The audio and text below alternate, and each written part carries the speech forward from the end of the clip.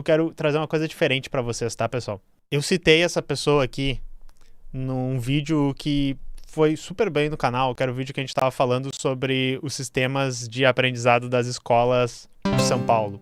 Os sistemas de exercícios que os alunos estavam fraudando, né, as respostas com scripts. Eu citei esse cara porque ele foi meu professor no curso de informática, Raul Fernando Weber, o famoso Weber só. As pessoas chamavam ele, né? E talvez, né, quem fez algum curso de computação aí, talvez tenha lido o livro que foi escrito por ele, que é o Fundamentos de Arquitetura de Computadores. Inclusive, o livro é muito bom, muito didático, e a cadeira é muito maneira, que ela é uma cadeira quase só prática. A gente estuda um pouquinho sobre arquitetura de computador, pensando em arquiteturas abstratas, inventadas no início, assim, que são simples, e daí a gente faz, né, programas dentro de uns simuladores de computador, desses computadores, né, ideais que são criados ali para a gente aprender essas coisas, e daí ao final das 3 cadeiras, porque tem a cadeira 0, a 1 e a 2, a gente faz no computador que existe mesmo, que é o Intel. A gente faz no computador que ainda hoje é o mais comum, o computador estilo de processador desktop de vocês. Hoje já tem muita coisa que é ARM, né, nos laptops, desktops, os celulares são tudo ARM. É diferente do que a gente fez ali, mas a gente aprende os fundamentos com isso aí. Eu citei ele porque eu falei de uma aula muito didática e de uma coisa que eu considerava, né, quando eu tinha as aulas com ele na faculdade, acredito que várias pessoas que tiveram aula com ele sentiam isso também, é que era muito fácil, ele não cobrava muito nas provas, ele não era um carrasco nas provas, nem nos trabalhos, mas era fácil e todo mundo aprendia, todo mundo ia muito bem, porque ele era realmente um cara que conseguia, por meio de uma didática e por meio de, enfim, também era um baita nerdão e tava sempre falando de joguinho, sabe que a gente entra na faculdade porque a gente gosta, né, de computador, de estar sempre fuçando nas coisas e tal. A maneira que ele ensinava, ele conseguia, né, chegar no ponto que os estudantes, eles conseguiam entender aquilo de uma maneira tranquila e iam bem sem ele precisar cobrar muito, sem precisar dar exercícios e tal, que era aquela coisa que eu tava falando ali, que é totalmente invertida a lógica, né, que São Paulo tá usando nesse momento e outros estados estão implementando também, de cobrar um monte de exercício ao invés de investir, por exemplo, na didática, nos professores, no ter mais tempo para que os estudantes possam, né, interagir na sala de aula com o ensino, se ver naquele conteúdo ali.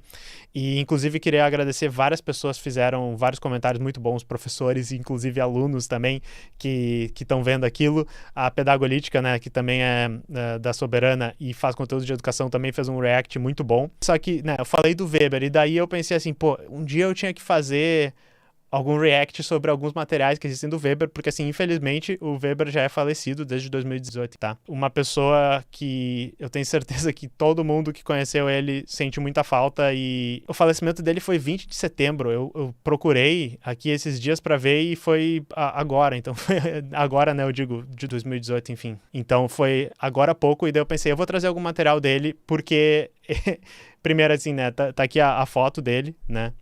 Conheci ele assim, tem algumas fotos dele mais jovem. Ele foi uma das pessoas que foi responsável por fundar e construir o curso de Ciências da Computação, que foi o que eu fiz, que alguns de vocês que estão aí no chat fizeram, algumas pessoas que vão ver o vídeo depois, né, provavelmente fizeram, estão fazendo nesse momento. Tanto que ele não fez, né, o nosso curso de Ciência da Computação, ele não fez o nosso curso de Engenharia da Computação, ele fez o curso de Elétrica, e ele, junto com outros professores, inclusive com a esposa dele, a Thaís Weber, também transicionaram para construir esse novo curso de Ciência da Computação, né.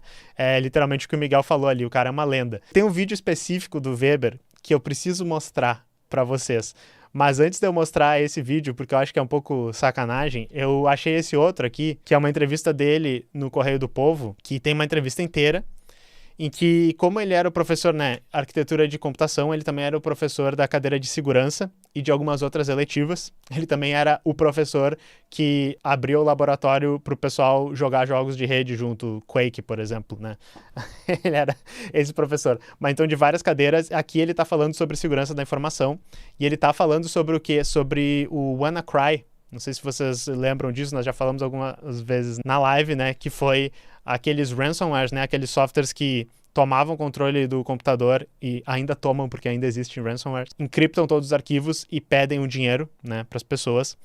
Na época, é muito engraçado, não vou ler todo o artigo, né, mas eu li antes, eles perguntam, será que isso aí tem a ver com algum vazamento da NSA, tá saindo na mídia, que é uma coisa, e sim, depois a gente descobriu, eles não sabiam na época, que isso foi por causa de um bug do Windows, que estava guardado, né, que a NSA sabia que ele existia, que se chama Eternal Blue, um grupo que era um subcontratado da NSA dos Estados Unidos, foi hackeado, perdeu isso, e isso desencadeou vários ataques de ransomware, inclusive esse. Mas aí tem alguns vídeos para vocês verem o Weber falando aqui, e que nem eu disse, são alguns vídeos em que ele tá falando da área dele e que é mais interessante. Professor Raul, pelo que o senhor ficou sabendo, como é que ocorreram esses ataques? O primeiro e depois o segundo? Bom, o que eu tenho de informação, os dois ataques usaram a mesma vulnerabilidade, o mesmo problema num protocolo de rede do Windows, né? Ok, vulnerabilidades ou problemas desse tipo são bem comuns em computação e qualquer empresa, qualquer fabricante, no momento que descobre um problema desse, ele manda uma solução, um conserto, e por isso que volta e meia, bem frequente, né, a gente recebe atualizações. Se essa pessoa hoje aqui é influenciadora e fala, também é por inspiração do Weber, né, que às vezes a gente sentia que ele só começava a aula e ficava falando, mas todo mundo aprendia um monte, tá ligado? Os programas que tem no celular, atualizações, programas de computador, é justamente para corrigir probleminhas desse tipo. Pelo que eu sei, aparentemente a Microsoft já tinha corrigido o problema no início de março, né? Então todo mundo que fez a atualização semanal ou fez as atualizações no momento que elas estão disponíveis estariam livres do problema. Quem não fez, ok, estava vulnerável, estava com a porta aberta, por assim dizer, e sofreu o ataque, né? Os dois usam a mesma vulnerabilidade, né? Um deles é o ransomware, ou seja, eu te sequestro os dados, eu cifro os dados e tu tem que pagar para ter os dados de volta. E o segundo, tanto quanto eu sei, é simplesmente para fazer mineração de moedas eletrônicas e a única coisa que o vírus faz é roubar tempo de CPU, quer dizer, o computador fica mais lento, mas pelo menos a boa notícia aí na história é que a gente não perde nenhum dado, né?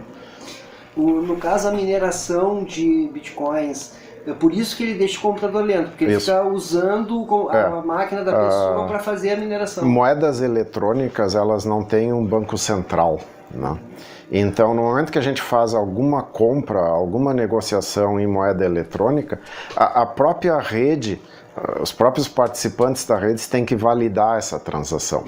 E para validar a transação, não é simplesmente um caixa que diz a assinatura confere, né? Tem que ser feito um monte de cálculos bem intensivos que exigem bastante CPU, né? E aí quem faz esse cálculo recebe como recompensa algumas moedas, né? Então aí está o grande interesse do segundo vírus, né? O nome é bem pronunciável, justamente ele quer se aproveitar da tua CPU, de todas as CPUs que ele consegue invadir, para ele ganhar bitcoins dessa forma, porque ele realizou os cálculos necessários para validar as transações. Vocês acharam que vocês iam ver o Weber explicando Bitcoin quando? Pera aí. Foi 2017, mas então, enfim, esse é o Weber, né? E uma coisa assim, gente, um cara muito humilde, sempre que precisava conversar e te ajudar com uma coisa, parava ele no corredor, ele parava e te ajudava. E assim, tem muitas histórias e causos do Weber. A vez que ele fez isso, a vez que aconteceu tal coisa e tal. Eu sei algumas. A minha favorita, tá? É essa aqui, pessoal. Isso aqui, vocês sabem, vocês conhecem isso? As pessoas que conheciam o Weber, vocês sabem essa história? A vez que o Weber apareceu no Jornal Hoje, da Globo. Por quê? Por que ele apareceu no Jornal Hoje da Globo? A história que eu ouvi é assim, tá? Ligaram pro Instituto de Informática e disseram: a gente quer fazer um quadro e a gente precisa de alguém que seja um especialista em computador. A gente precisa de uma pessoa que, para dar uma entrevista, né, nos mandem o seu melhor aí, nos mandem um especialista do Instituto. Weber, ele era o presidente da comissão de graduação, já foi vários anos, a esposa dele às vezes era, ele era às vezes, então eu acho que ele era nessa época o presidente da comissão de graduação. O pessoal chegou e disse, né, chama o Weber, desce um Weber lá, né, Raul Weber irá dar essa entrevista. Chega os repórteres lá, né, senta ele e daí diz assim, tá, beleza, a gente quer que tu fale pra gente como é que a gente faz a limpeza do computador. E o Weber deve ter feito meio assim, ó. Deixa eu até dar um zoom pra mim aqui, fazer um cinema. Ele deve ter dito assim, tipo... limpeza antivírus, limpar o registro, a limpeza de programas e tal. E daí o pessoal disse assim, não, a limpeza física, né? Assim, se o computador fica sujo e tal, como é que tu passa um pano, que tipo de produto tem que usar? E daí o que o Weber fez? Ele chegou e disse assim, eu não vou falar essas merda aqui, olha só, tenho doutorado, sou formado, sou fundador do Instituto de Informática, como é que eu vou... Não, o que ele fez? Ele deu uma entrevista e ele explicou como é que ele limpa o computador, tá ligado? E nós temos gravado! Muito obrigado, Globoplay. Aliás, ô Globoplay, se tu der strike no meu canal, olha, ó, o Weber vai puxar o pé de vocês aí, Globoplay. Não dá strike, nós vamos tocar um vídeo de 1 minuto e pouco do Globoplay. Dicas para fazer uma limpeza externa no computador. Primeiro ponto a observar é que o computador tem que estar completamente desligado, inclusive de preferência retirado da tomada. Se a sujeira é simplesmente pó e não tem nenhuma outra marca de gordura, algum pano umedecido basta. Se existem marca de dedos, espirro, outro tipo de gordura, então a gente precisa de algum produto de limpeza feito para limpar computador e TVs e outras coisas. Aplicar na região central. Eu até, se alguém é testemunha desse momento que aconteceu aqui, né? Se alguém depois vê esse vídeo, me expliquem. O Weber devia ter todos os aparelhinhos, né? As coisas para limpar no escritório dele. Porque ele totalmente é o cara que devia ter todos os paninhos, as coisas de limpar teclado, tá ligado? Com certeza ele disse, não, sabemos, nós trabalhamos também com limpeza de computador, pode deixar que eu tenha aqui o sprayzinho, vou mostrar tudo direitinho aqui.